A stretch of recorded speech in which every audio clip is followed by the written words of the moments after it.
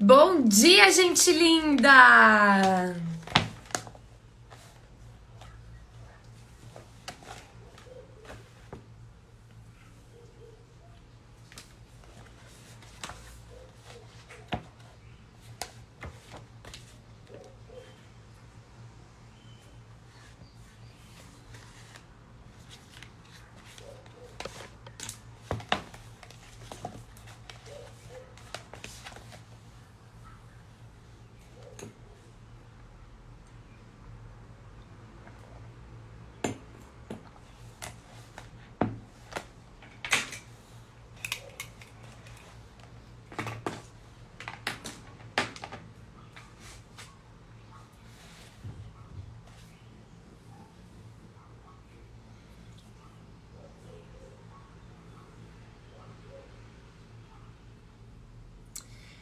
Muito bom dia! A gente tá fazendo a leitura do livro Amar e Ser Livre, do Prem Baba. Paramos na sexta-feira na página 113 e hoje a gente vai dar continuidade no subtítulo Controle e Auto-Engano, certo? Bom dia, Lau! Que bom tê-la aqui! Tudo bem? Vamos lá, então. Às vezes, mesmo estando comprometido em uma relação, você ou o seu parceiro podem sentir vontade de conhecer outras pessoas. É possível que vocês sintam atração e queiram experimentar. Talvez vocês tenham curiosidade de ver se a grama do vizinho é mesmo mais verde.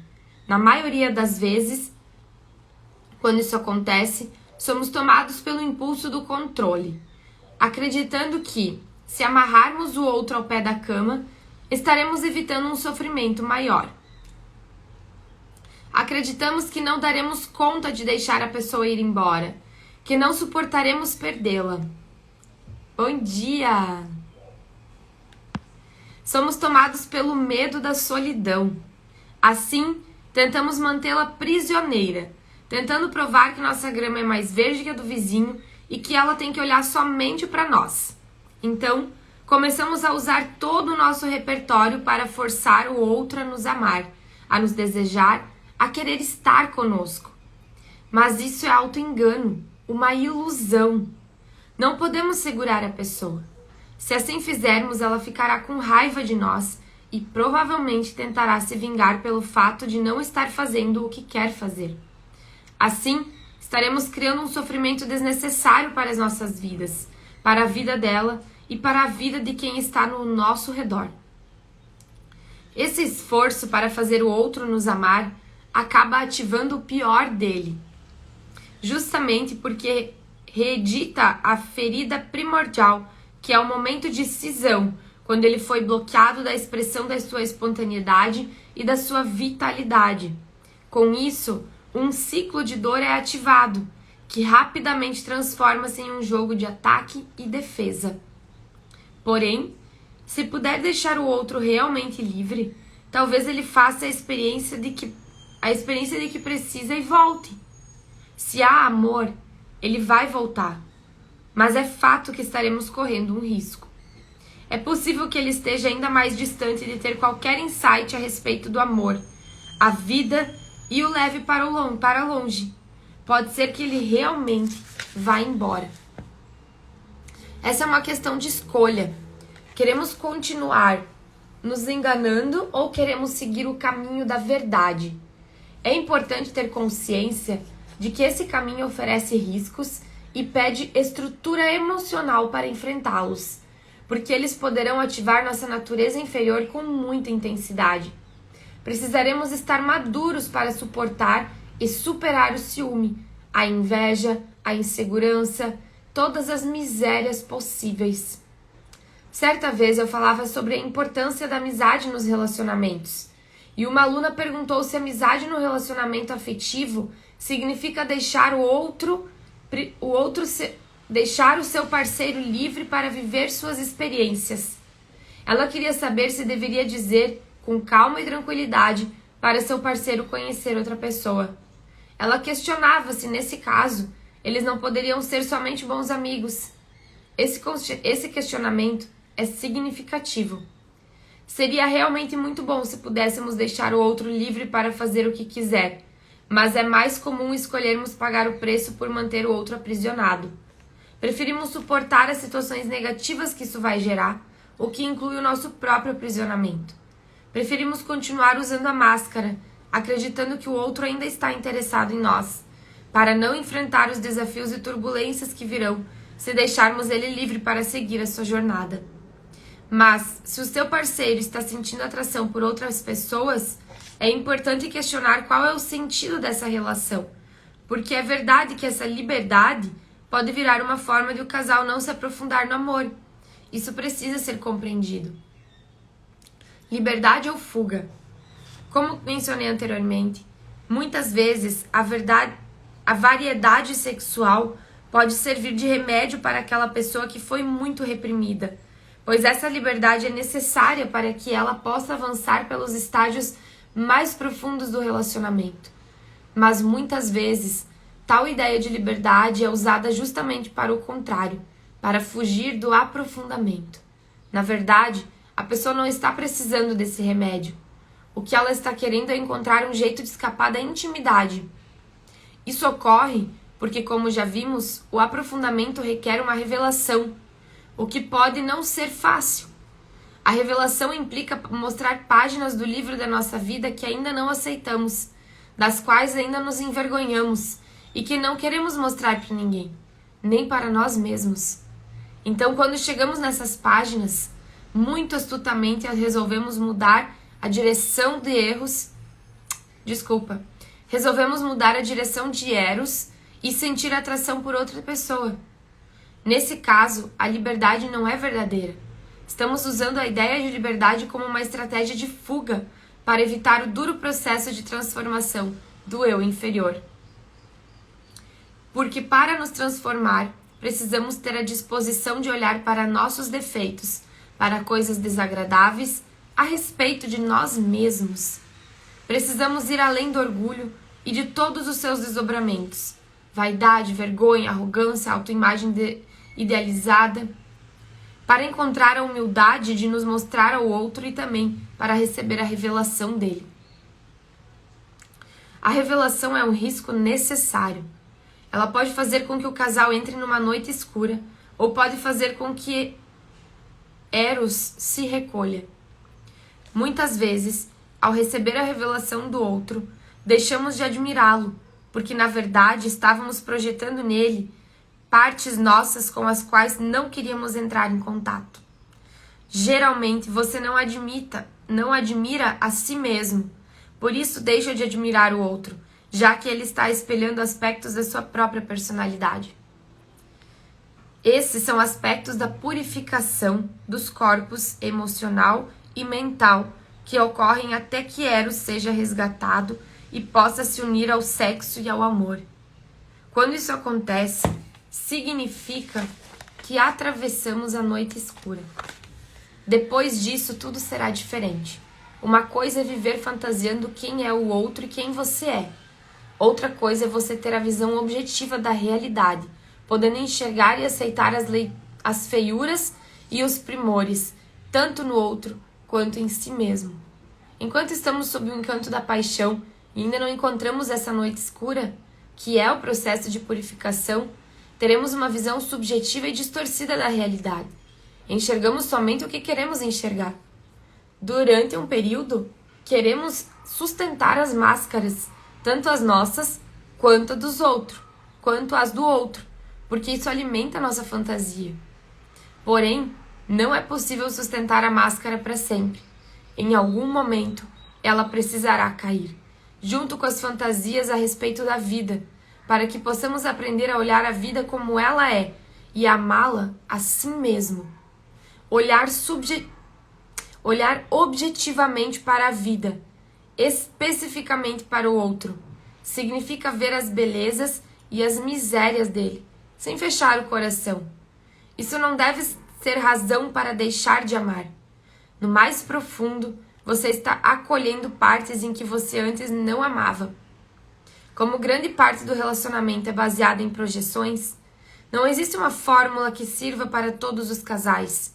O importante é que estejamos conscientes da necessidade da alma de cada um. Se o outro precisa de variedade, prefiro falar variedade, não liberdade, por que então não serem somente amigos?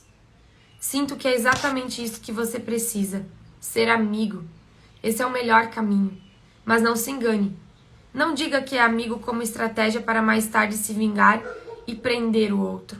Não faça dessa ideia de ser amigo um instrumento de pura carência da sua criança ferida. Você diz que aceita a necessidade do outro de ter variedade, mas depois encontra maneiras de aprisionar a pessoa na culpa e eternizar a relação. Precisamos realmente deixar o outro livre. E mais importante ainda, precisamos aprender a sermos livres. Precisamos ser amigos do nosso companheiro ou companheira. Essa amizade não significa que haverá um esfriamento da força erótica. Você é um amante, mas também um amigo. E é com a companhia desse amante e amigo que você poderá mergulhar mais profundamente para encontrar o que busca. E no sexo oposto, até que possa unir o masculino e o feminino dentro de você. Se o outro estiver precisando mesmo viver essa experiência da variedade, se essa vontade vier do coração, você não tem como segurá-lo sem que sua própria felicidade seja comprometida. Porém, se ele estiver precisando se aprofundar na relação, mas tentando usar a ideia da liberdade para escapar disso, é fácil de identificar.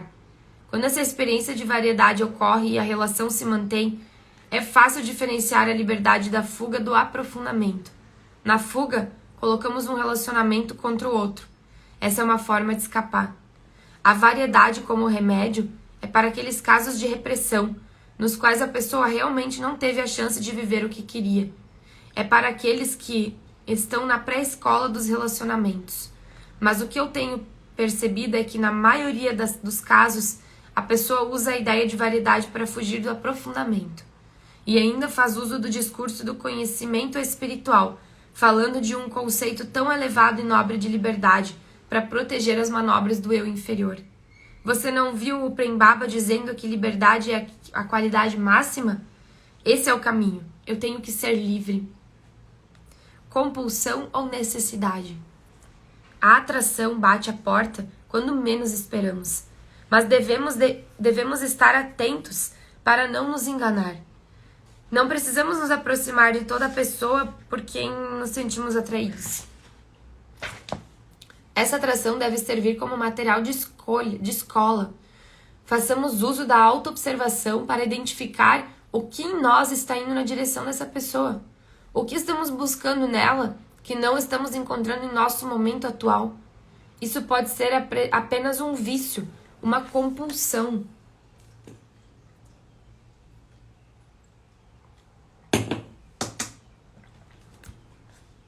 Quer sim?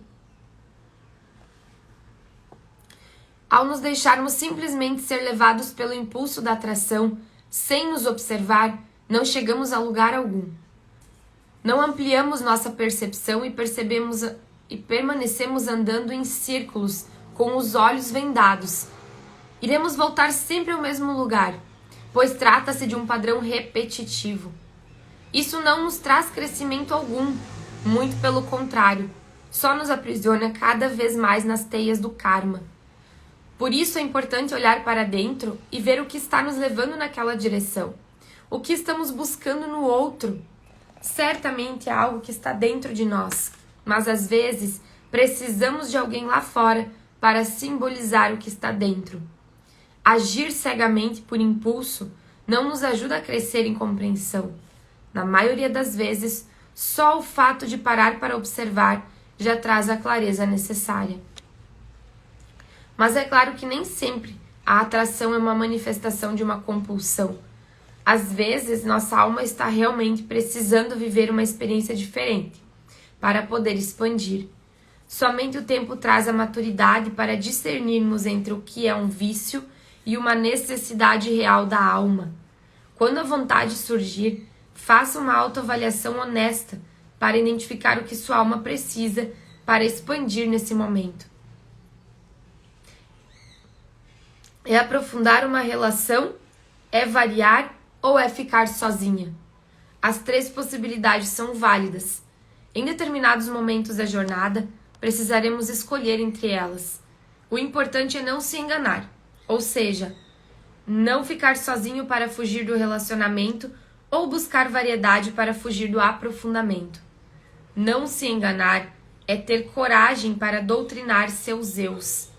Essas entidades dentro de nós que querem continuar usurpando o trono da consciência. Se já estivermos conscientes dessa parte em nós que está viciada em fugir do aprofundamento, é preciso ensiná-la, reeducá-la, para que ela possa ver os outros como amigos. Isso é o eu da luxúria que quer pegar uma terceira pessoa para escapar da relação. Então, temos que ensinar esse eu psicológico. Pergunte a si mesmo: por que estou querendo ser dono dessa pessoa? Por que não posso ser só amigo dela? Por que não posso somente apreciar e sentir admiração? Por que eu tenho que pegar a beleza do outro para mim? Isso é uma estratégia de fuga muito comum nos relacionamentos. Mas é preciso ser amigo de si mesmo também. Se você precisa de variedade, mas sente culpa por conta da moral e da própria repressão, e fica querendo aprofundar uma relação sem sucesso, relaxe, essa não é sua hora. Você não tem condições nesse momento. Aceite que esse é o lugar onde você está. Não queira estar onde não pode estar, porque isso é uma das coisas que mais dificulta a expansão da consciência. Essa é mais uma defesa, mais um aspecto do orgulho. O novo casamento. Até esse ponto do nosso estudo, falávamos principalmente do encontro entre duas crianças feridas, obstinadas em receber amor compulsivo, expressivo, amor exclusivo e viciadas em sofrimento, o que poderia ser definido também como encontro entre duas neuroses. Transitávamos principalmente na esfera do trabalho de cura. Agora, já podemos começar a falar sobre o encontro entre dois seres, dois adultos maduros. Mas isso não quer dizer que não haja negatividade nessa relação ou que o medo e ódio tenham sido erradicados por completo do sistema. Nessa fase, ainda existem curas a serem realizadas. A diferença é que cada um já pode assumir responsabilidades pelos balanços da relação. Uma das principais características do novo casamento é que nele não existe jogo de acusações. Inevitavelmente, o tema de cura e da purificação continuará sendo abordado, pois se trata de um processo contínuo, até que todas as capas que envolvem o ser sejam removidas e a sua verdadeira natureza seja revelada por completo. Porém, agora começamos a tratar também de temas relativos à esfera da ativação da consciência maior, que, em última instância, é o desenvolvimento da capacidade de criar união e amar desinteressadamente. Nessa etapa, já é possível ter vislumbres da comunhão com o divino através do perdão e da gratidão, o que significa que, em algum grau, o amor já despertou. Embora o caminho seja um, existem estágios e, muitas vezes, essas esferas de evolução se interpenetram. É comum trabalhar na esfera da cura e ter vislumbres da comunhão com o divino, assim como também é natural estar trabalhando a ativação da consciência maior e ter pendências na esfera da cura. A nova era do casamento. Podemos dizer que o novo casamento é um ideal elevado de relacionamento, que tem como objetivo o despertar do amor incondicional. Pensando na importância desse tema, preferi usar o termo novo casamento no lugar de casamento da nova era. Embora ambos possam ter o mesmo significado, o termo nova era poderia invocar certas ideias e imagens preconcebidas, o que impediria que muitos pudessem acessar esse tão profundo conhecimento, que por si só tem o poder de construir as bases daquilo que a humanidade tanto aspira, um mundo sem guerras e em que a harmonia, a paz e o amor reinam. Esse é um sonho possível de ser realizado somente por meio da cura dos relacionamentos e da compreensão da nossa natureza espiritual. É importante compreendermos o significado do que chamamos de nova era.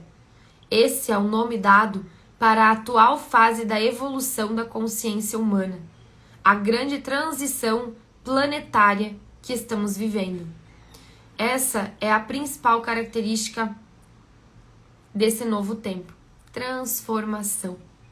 Do medo em confiança, do sofrimento em alegria, do egoísmo em verdadeiro altruísmo. Em outras palavras, significa transitar do paradigma materialista para a espiritualidade, compreendendo que ela nada tem a ver com atitudes e conceitos dogmáticos, verdades emprestadas ou qualquer tipo de separação e exclusão. A verdadeira espiritualidade acolhe, une, recebe e engloba todas as expressões que promovem a possibilidade de reconexão da alma individual com o absoluto, o poder criador do universo. Nova era é, principalmente, um estado de espírito, um movimento interno. Talvez você esteja vivendo a nova era, pois sendo movido pelo amor e pela confiança, você já está vivendo esse novo tempo. Uma nova vida repleta de oportunidades, de infinitas possibilidades de realização, em todos os níveis, está se apresentando para você. Essa transformação é inevitável. Em algum momento você estará amando. Em algum momento você compreenderá o significado maior da existência que se revela por meio do conhecimento espiritual. Mas esse trânsito, essa passagem, não é simples e linear. Ela requer constante renovação dos votos. Você que já ouviu o chamado do Eu Superior, que já se comprometeu em algum grau com o despertar do amor e já pode estar recebendo ensinamentos como esse, precisará estar constantemente se renovando. Esse é o principal atributo que poderá te ajudar a atravessar esse momento crítico que estamos vivendo. A capacidade de renovar-se a cada momento, de abandonar o antigo e renascer a cada instante. Mas saiba que, independente do seu movimento individual, a grande transição planetária está acontecendo e você faz parte dela. Está havendo uma mudança nas coordenadas do tempo. Já podemos perceber o mundo se transformando através de alguns sintomas, entre eles a crise da sustentabilidade, o excesso de água em alguns lugares e a falta de água em outros, o aumento da consciência espiritual e, ao mesmo tempo, o aumento da miséria, da criminalidade e da desigualdade social. Além disso, também observamos manifestações populares que chegam carregadas de uma tremenda revolta. Esses sintomas indicam justamente que a Terra está passando por essa profunda crise, o que indica a necessidade de mudança. A casa está desmoronando. Nesse contexto, a casa simboliza o ego. No mais profundo, o ego está entrando em colapso e, aos poucos, a matéria está cedendo espaço para o espírito. Esse é o destino natural e inevitável da humanidade. Nossa, cheguei a me arrepiar, gente. Não sei se vocês pegaram o que ele trouxe aqui no mais profundo do que ele está falando, mas perfeito. Precisamos aprender a conviver com um novo paradigma, lembrando de fazer nossa parte, purificar nossos corações do medo e do ódio. Porém, isso não pode ser feito de uma forma moralista e estúpida. Estamos falando da necessidade de transmutar as formas de energia que habitam o planeta e nossos aparelhos psíquicos. Sabemos que uma forma inteligente de realizar essa transformação é, em primeiro lugar, identificar e aceitar essas forças, compreendendo-as, descobrindo suas raízes, estabelecendo relações de causa e efeito, até que possamos ver o medo e o ódio somente como formas de pensamento e não mais nos identificarmos com eles. E o que isso tem a ver com os relacionamentos? Tudo! Os relacionamentos afetivos sexuais e sua expressão mais formal, o casamento, estão na base da sociedade. Portanto, a solução para todos os males da humanidade está na cura das relações, principalmente entre feminino e masculino. Com isso, podemos dizer que a chave para a transformação planetária encontra-se na sexualidade. Nesse sentido, o novo casamento possibilita um amplo campo para a evolução através desse aspecto da consciência. Da consciência, cujo objetivo é unir Eros, a força erótica, sexo e amor. Essa união traz consigo a semente para o florescimento da qualidade máxima, a verdadeira liberdade. A reconversão da energia sexual é um dos aspectos do Pavivartan. Como já vimos anteriormente, por conta da repressão sexual, a energia vital foi bloqueada e distorcida, criando um elo entre a negatividade e o prazer. Falamos também sobre 3 importantes chaves para a reconversão: o exame das suas insatisfações, a identificação do prazer no desprazer e o estudo das fantasias e tendências sexuais. Foram transmitidas instruções para o início de um trabalho de cura, através da abertura dos portais da estruturação da consciência, Mãe, Pai e Deus. Com isso, já sabemos que a sexualidade vai muito além da união dos órgãos sexuais. Ela é um movimento da energia vital no seu corpo. Ela permeia e influencia toda a sua vida, pois é a expressão mais básica da própria vida. Sendo assim, se você quer saber onde está a sua vida, olhe para a sua sexualidade.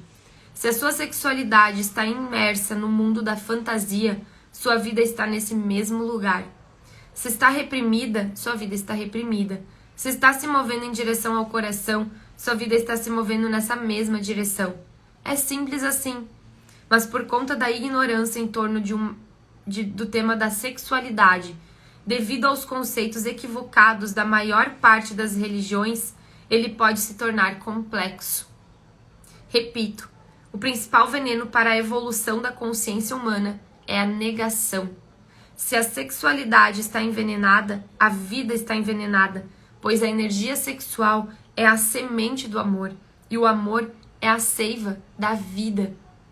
Portanto, tenha coragem para encarar a sua sexualidade, pois ela te mostra onde você está e aponta os desafios que precisará atravessar na sua jornada. Deixa eu só marcar a parte aqui. Repito, o principal veneno para a evolução da consciência humana é a negação. Aqui que entra, né, a negação dentro do tema da sexualidade que tá trabalhando aqui, mas em várias áreas da vida, né? A negação é o que atrasa a evolução, porque quando a gente nega, a gente não reconhece que precisa de mudança.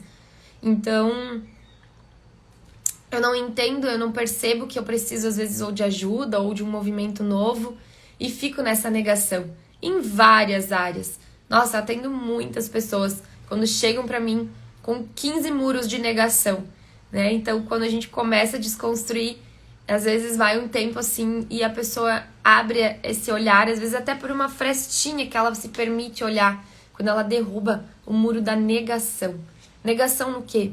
Negação de autorresponsabilidade, negação de autocompaixão, porque a pessoa fica se castigando, ela nega dentro dela que ela precisa começar a olhar para ela como um ser humano, como um ser espiritual, com um corpo físico, com alma, espírito, com pensamentos e emoções. Acha que é uma máquina. Nossa, Di, como assim? Sim, tem pessoa que entra em negação da própria identidade.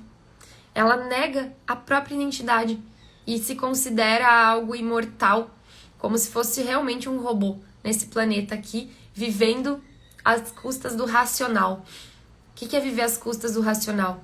É quando a gente deixa a vida seguir só aquilo que a gente racionalmente escolhe, sendo que nós somos emoção, nós somos feeling, nós somos espíritos, nós temos o lado da essência humana através da espiritualidade, e ela não é racional.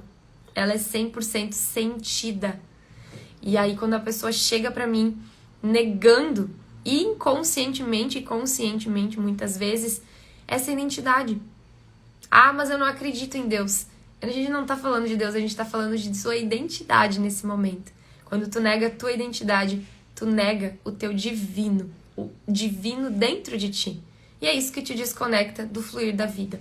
É o que te desconecta da essência, né? E aí a gente entra no pilar da sexualidade. Eu já participei de constelação familiar em grupo e trago esse tema da sexualidade assim como uma energia vital, onde todo mundo se inicia. E agora, fazendo essa leitura, eu tô conseguindo compreender ainda mais o que foi trabalhado naquele campo, naquele dia, né? E foi muito massa, assim, foi intenso, foi revelador, foi transformador, como qualquer grupo de constelação. Mas é muito legal quando a gente pode olhar para a questão da energia sexual, tirando o que nos foi criado de tabu através de religiões, não espiritualidade, mas religiosidade e tabus familiares, né? Porque a gente não foi ensinado, nossos pais talvez não foram ensinados e quem talvez da nossa ancestralidade foi ensinado a falar desse assunto sem colocar 15 dedos de medo de começar a tocar no assunto, né? Então, talvez sejamos as primeiras pessoas da nossa árvore genealógica que tem a oportunidade de olhar com essa nova forma de perceber a parte da sexualidade na nossa vida. Gente, segunda-feira, uma ótima semana para vocês. Obrigada pela companhia. Eu espero vocês amanhã aqui, nesse mesmo horário. Provavelmente vamos terminar esse livro aqui, ainda aqui no Instagram. E aí nós vamos migrar para fazer a live lá no YouTube. Porque eu até vou explicar melhor isso depois, mas quando a gente faz expressões verbais em lives, vídeos ou qualquer conteúdo no nosso Instagram, a gente passa por uma avaliação do próprio algoritmo. E como esse livro trouxe bastante assuntos, a gente já tá desde o primeiro livro, né? Seja foda, infodere-se. Aqui, cada dia vem o assunto sexualidade. Acaba que tá prejudicando a minha entrega aqui no Instagram e também prejudicando, provavelmente, para que outras pessoas acessem os conteúdos que eu tô criando. Porque uma certa restrição por conta do conteúdo, da forma verbal que vem sendo expressada por aqui. A gente sabe que na contextualização não existe nada demais, mas a gente também entende que o algoritmo não faz essa contextualização, então provavelmente ele pega as palavras e isso acaba que está prejudicando. Então a gente vai migrar essa live de leitura lá pro YouTube. Eu vou disponibilizar o link aqui cada dia, tudo certo? Vou explicar mais perto para vocês, mas também para vocês já entenderem por que vai ser feito esse movimento. E eu sei que quem tá aqui comigo todo dia já vai estar comigo lá todo dia também. Certo, meus amores? Uma ótima semana pra vocês. Encontro vocês amanhã aqui no Instagram, tá? Eu aviso quando a gente vai pra lá e mesmo assim eu vou trazer o link aqui todos os dias. Então continuem acompanhando por aqui que eu direciono daqui pra lá, tá bom? Beijo pra vocês, ótima semana e até amanhã!